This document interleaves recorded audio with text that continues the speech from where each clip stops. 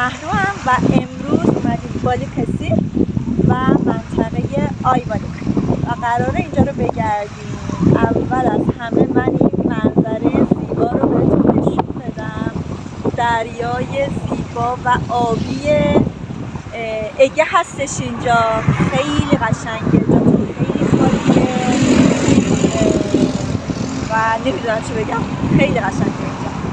پس بریم آیوالک و این منطقه زیبا رو بگردیم.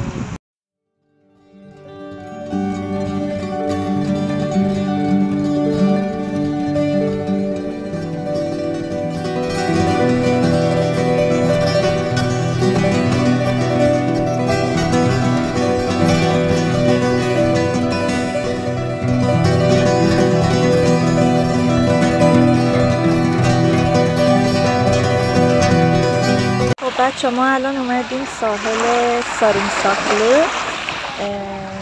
اینجا ساحل شنیه. شنش رو اونجوری که من شنیدم از دبی آوردن. خیلی جای خلوتیه و خیلی جای قشنگیه. منتها خیلی ما جوون ندیم اینجا، اکثرا پیرن. متصادفش اینجا رو به همون کرایه میداد هم گفتش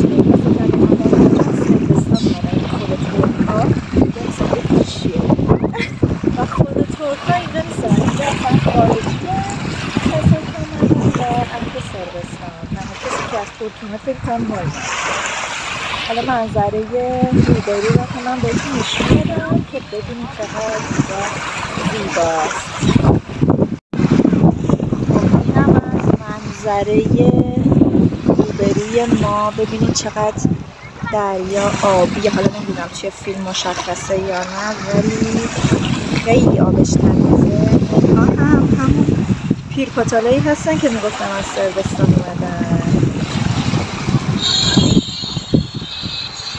خب ببینید اینجا چقدر خلوته، هیچ کس نیستش و تقریبا میتونم بگم ما هستیم، ولی اون یکی سمت یه مقدار شلوغه و اومدن توریستایی که از اروپا تشریف آوردن ترکیه.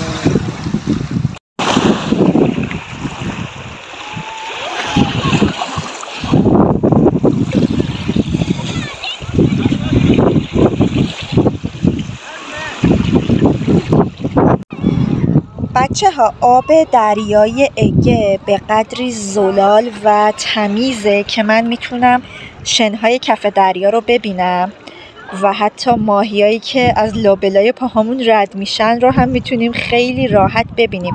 نسبت به پلاژ هایی که توی استانبول هست و نسبت به دریای مرمره، این آب و این دریا خیلی زلال و تمیزه و فوق‌العاده رنگ قشنگی داره، رنگ آبی تقریبا میتونم بگم فیروزه‌ای قشنگی داره، همینطوری که توی ویدئو دارید